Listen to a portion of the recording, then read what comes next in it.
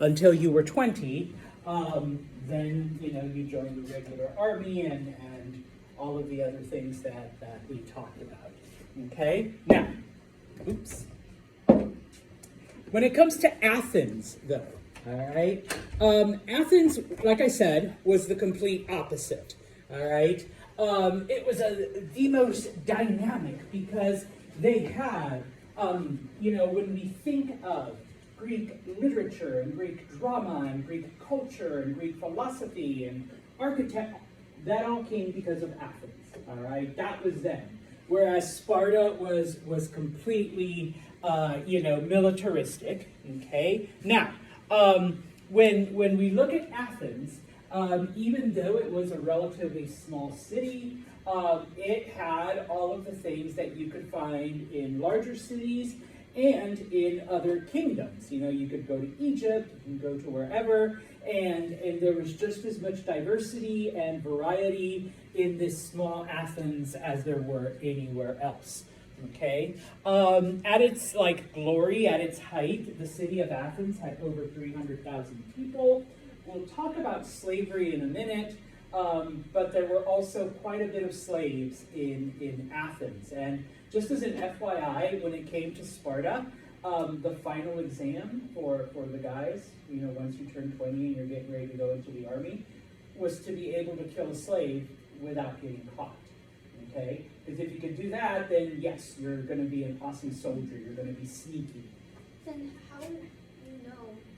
Well, you had to bring back proof, like a limb or a head or something that shows that you actually killed the slave.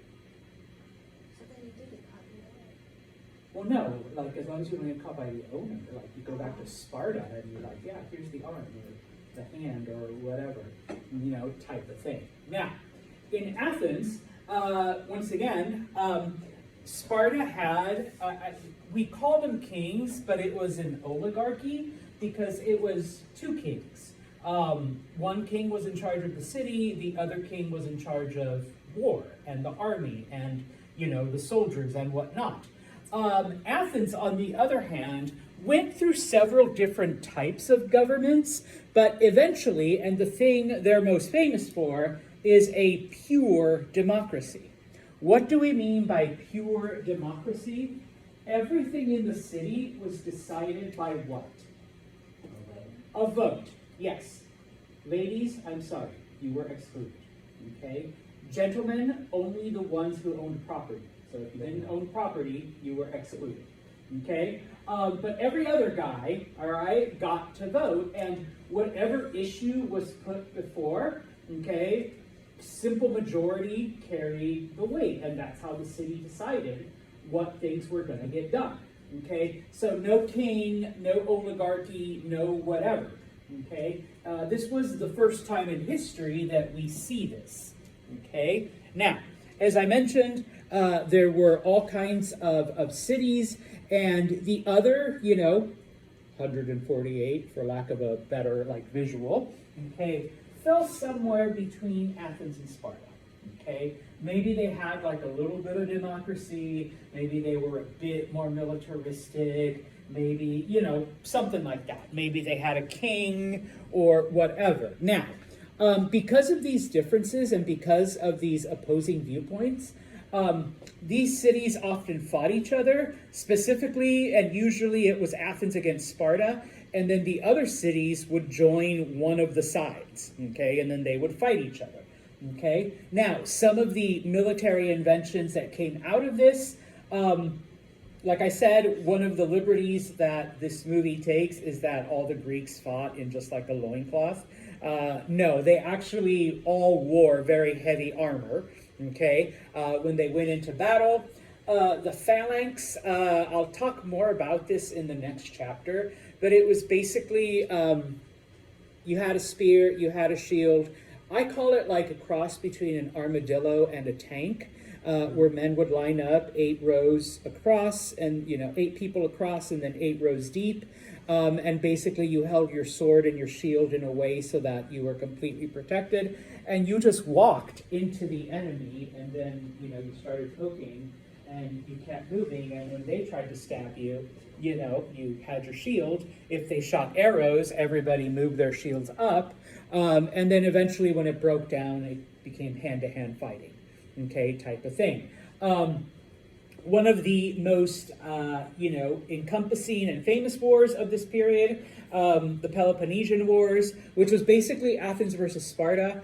But of course, like I said, the other cities would join or whatever with one side or the other. And most of these wars were actually like stirred up by the Persians, who were hoping that the cities would weaken each other so that they could come back and try to conquer things. Okay? Now, okay, once again, okay, and this applies to all of the city-states, not just Athens and not just Sparta, but, each one of them had something of this.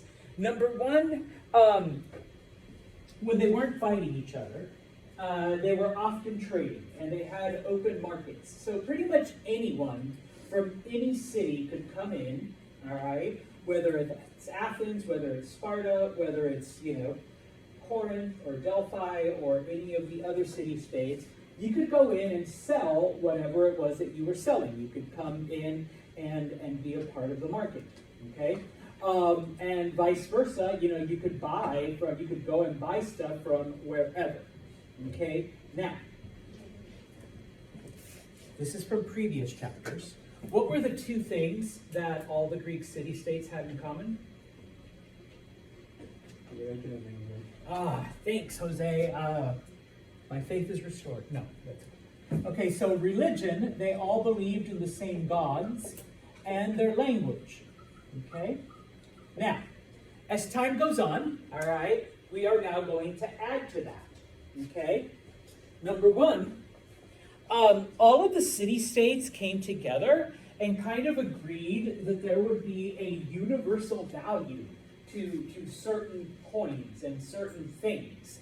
Okay? Now, obviously, predominantly, we're talking about gold and silver, and that, this particular coin is going to be worth X amount, and this other particular, here we go.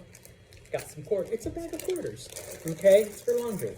All right, unfortunately, it's just quarters, so, this coin is worth, this much, and pretend it's a dime. This coin is worth this much, and this coin is worth this much, okay? And so, all of the city-states came to agree on the value of the different coins, whether they were gold, whether they were silver, and of course, because not every city-state had access to, a lot of gold and silver, there were some other metals that also had value, okay? I should have brought a penny, because that's the only one that doesn't look silverish for us. All right, okay, copper, we'll accept copper as well, okay? So, I'm going to write up here, we start adding, coinage, money, okay?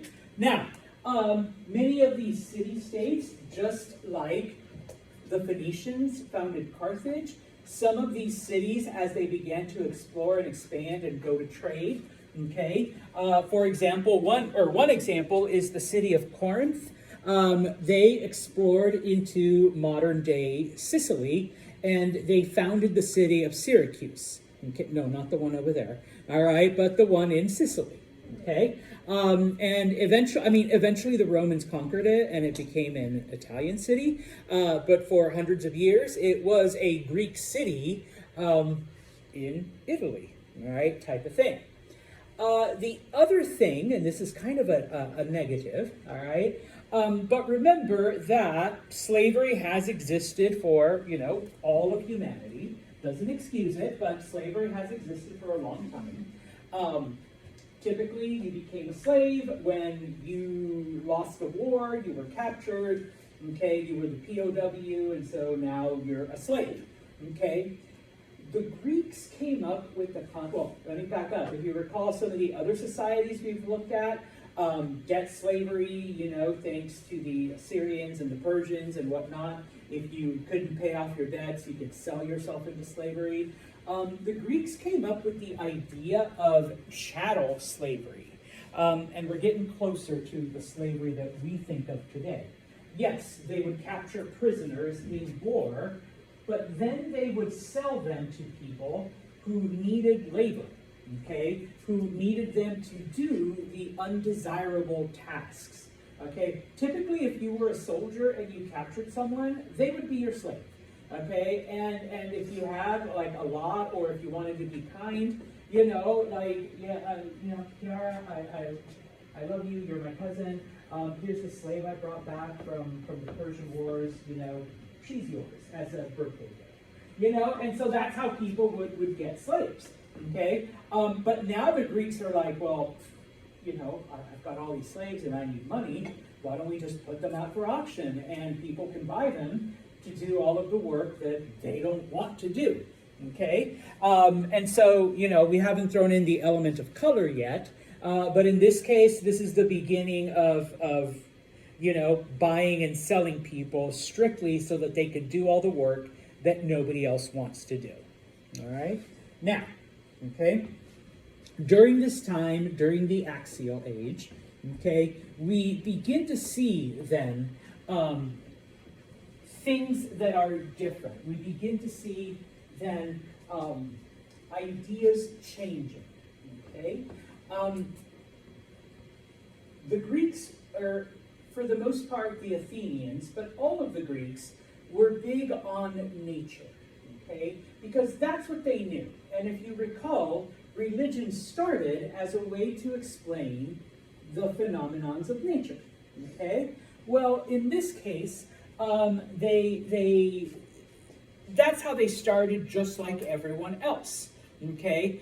But eventually, the Greeks begin to make a change, where they begin to look at things from a human perspective, and now suddenly everything becomes,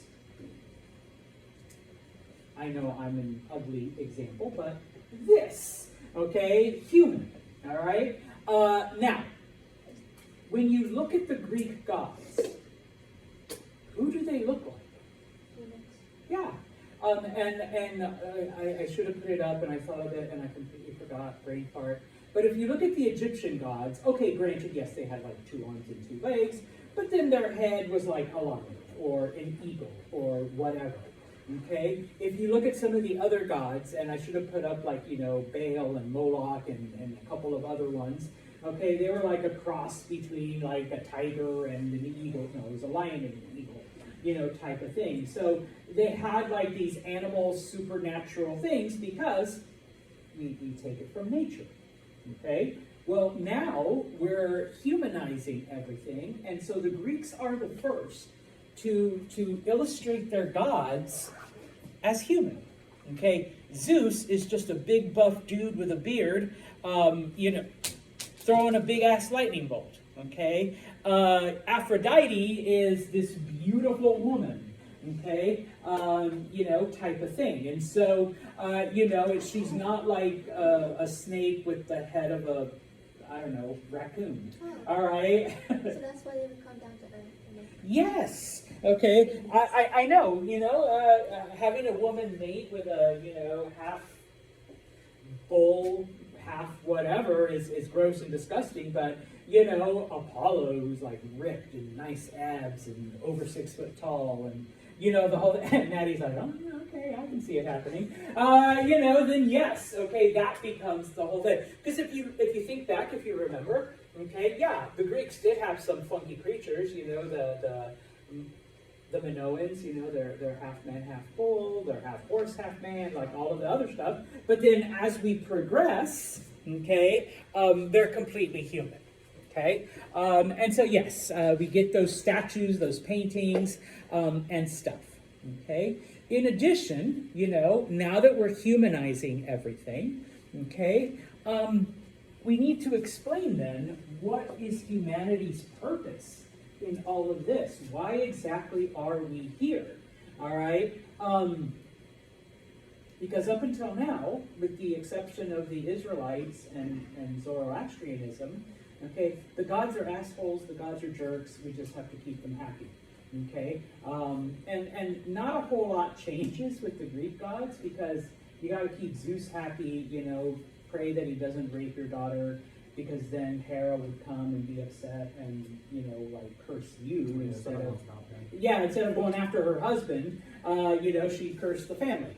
I always thought that was wrong. She should just go after her husband. Yeah, but then we wouldn't have all the awesome Greek stories that we do. It'd be like the end. No. I think that would be better. Yeah, probably. Okay.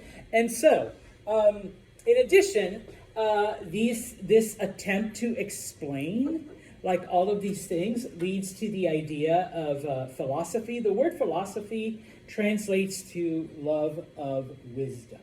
Okay. So, looking at three of the most important philosophers of the ancient Greek era, you do have to know these guys, all right, and a basic understanding of what their philosophical ideas were.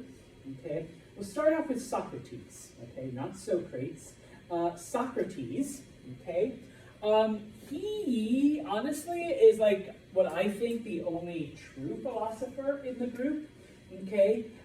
Because he tried to answer those questions. What is the meaning of life? Why are we here? Okay, what is our purpose? There really has to be more than just hoping that Zeus doesn't rape your daughter and Hera doesn't come to try to take revenge on your family. Okay, there has to be more than that. Okay, there has to be a reason for it. Okay. He also taught people about ethics and morality, okay, because the gods certainly weren't an example of it. So it was up to us as humans, to embrace those things, right? And so one of his big lessons was that, your integrity, your self-worth, is way more important than any of the honors of the world or that the gods might give you. Be true to yourself and just be a good person, and that will get you much further in life than, pretending to be something that you're not, okay? The other thing, okay, because Socrates was a teacher, all right? He went out and taught these ideas. One of the things that he taught his students was to question everything, okay? Don't believe things just because I tell you or because someone who you think is an authority tells you. Constantly question, find out for yourself. And one of the, there's a teaching method, okay, known as the Socratic method, because he was a big proponent of what the Socratic method does is it looks at a student and I could say, Olivia, why do you think this is happening? Okay? By turning the question around, what does that do to you as a student? Makes your faith, makes your Yeah, a lot more than if someone just tells you something. Okay? And so, he was one of the first to implement this idea. Now, because he encouraged his students to question everything, Socrates was actually arrested for corrupting the youth, because they didn't just question him. He encouraged his students to ask questions. They began to question everything, their parents, authorities, whatever, and Socrates would tell them, no, this is good. You should be questioning your parents. You should be questioning authority. Obviously, authority didn't appreciate it, so they arrested him. And like I said, the charges were corruption of the youth, and he was executed. He was forced to take hemlock, which is a poison. That was how the Greeks executed him, So yeah. I know, right? Death by being a good teacher, okay, type of thing. Now, Plato, okay? He was one of Socrates' many students, okay? He obviously learned a lot from Socrates. One, don't piss off the government, but he did, of course, have his own method of presenting things, and the way he taught, okay, was as dialogues, a student and a teacher having a conversation, okay? Now, two of the things that he presented. The first one is an essay called The Republic. Okay? In his mind, all right, there is one perfect way of leading a city. There is one perfect city that can be governed. And a little offensive today, but he felt that everyone had their role. Some people were meant to be leaders. Some people were meant to be followers. Okay? He's like, they just were born without the intellectual capacity to lead. Okay? Some people were born to be laborers. Some people were born to be whatever. Okay? He said everyone had their role, and as long as everyone fulfills that role, then we will have the perfect city. Okay? And he referred to the leaders as philosopher kings, because to be a leader, you had to have this wisdom. You had to be smart. All right? And you had to have, mercy and justice and all of this other stuff.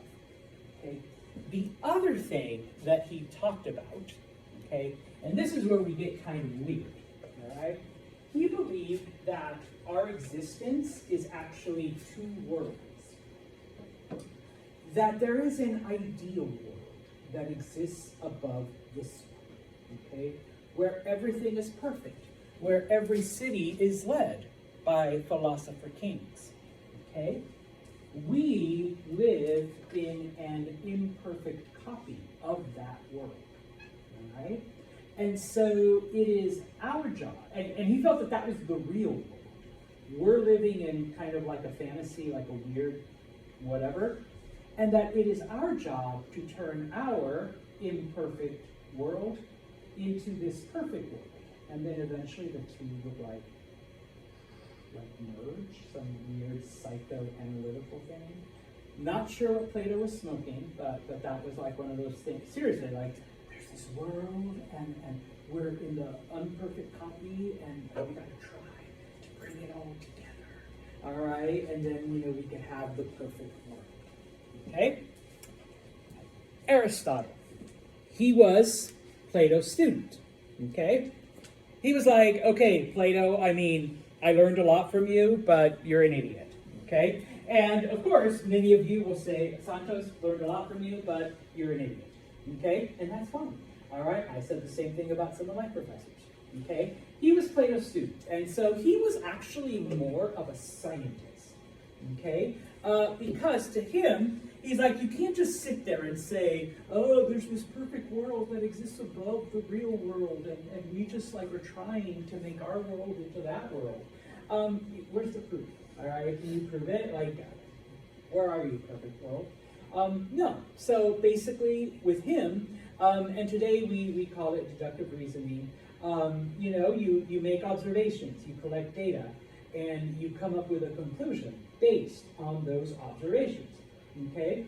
So you have proof. All right, yeah, beings from this other world have come down and told me, type of thing, So to him, that was the only way you could determine, all of these things. Now, one of Aristotle's experiments, one of the things, and this is to me, it's kind of amazing, all right? He understood that there were certain people that had a disease that would eventually eat them away, and they would lose limbs, and they would just die of whatever. Okay, and what he would do is he would have people urinate on the ground. Okay, and then he would bring ants and kind of let them run loose. And if the ants gravitated towards the urine, he's like, I'm sorry, you're infected. And if they didn't, then you're okay, you're healthy, okay? He was testing for diabetes. Yeah, if you know someone who's diabetic or whatever, high blood sugar, eventually it spills into your urine, and so the ants were attracted to the sugar in the urine. And so he could tell people then, I'm so sorry, Maddie, but you can expect to die a horrible death. You know, because obviously he didn't know how to cure it. He didn't know, like, you know, like all the stuff, you know, avoid carbs and sugar and all that other shit. You know, so it's like, I'm sorry, you're sentenced, you're gonna die of this. Okay? You know, Mahalia, no, you're good, Mahalia. Whatever you're going through, that's something else. All right, but it's not this disease that we still don't even know what it is or have a name for it. But he could figure out, you know, these things, and that's just one of the many experiments that he would conduct to help people. All right, or to, you know, figure things out. Okay. Questions on the ancient Greeks? All right. We're gonna shift gears now because if you recall. We're kind of going to abandon this, all right? During the Axial Age, we also see the first complex societies in the Americas, all right? Thousands of years after it happened in the Middle East and in India and all of those, okay? And of course, in your last exam, we talked about how it was because there were no major rivers and most of it was forested and jungle land and stuff like that. Okay, so one of the first groups, okay, is the Chavin. They existed in what today would be modern-day Peru and Ecuador. Okay, now, yes, there are no rivers, okay, or at least no major rivers, but there is a lot of rain, and so the rain produced very, very fertile soil. All right. By this point in time, the Chavin have discovered how to make tools to be able to cut down the forests and the jungles a bit more efficiently. So they're able to use this fertile land then to plant crops. Okay. The two most important crops. I'm using the old word maize, but what is maize? Corn, all right? Corn is something that only grew exclusively in the Americas, and potatoes, all right? So if you love French fries, if you love hash browns, you could thank the natives of Peru, all right? Because that's where they started. When it came to domesticating animals, they domesticated the llama, all right? Now, the llama doesn't carry people, and trust me, is not very good food-wise. So what are llamas good for? Riding? Wool. No. Okay. Someone said wool. Yes, you can shave them, and their wool is very, very warm. Someone else said transportation, but not for people, though. Things? Yes, they are good pack animals, all right? They can carry a shit ton of weight, all right? So yeah. All right, the natives were able to use them for this around 900 BCE, so quite literally like 8,000 years after societies began in other parts of the world, we begin to see complex cities arising in this area. Okay. In addition, we see ruins that contain gold and silver. Does anyone know what obsidian is? Yes. What kind of We saw it at my store. Well, then I should have brought some to show. Or you should have brought some to show. Yes, it's like a volcanic type of rock, but it can be shaped into many different things. They used it as knives. You can sharpen it into like a blade. But it can be used for other things. And now, we know that they had spiritual and religious beliefs. We know that this involved the worship of the jaguar, because different animals represented different aspects of nature, and the jaguar was the king of nature, okay? It represented the king god, all right? One of the things, obviously we can't talk about every single Native American culture in South America, but many of them believe that the jaguar was it, all right? That was the ultimate animal, so obviously it represents the head god, okay? We're not exactly sure because they didn't leave a whole lot of There is writing left behind, but either we can't translate it, and when the Spanish came, they actually destroyed most of it. So we don't know exactly what happened, but by 400 BCE, so the society only lasted 500 years, the Chavin had completely collapsed and been absorbed by other tribes. Okay? And so just showing you the map, okay, this is where they existed, in that part of South America. The next group is the Olmec, okay? The Olmec live in central Mexico, all right?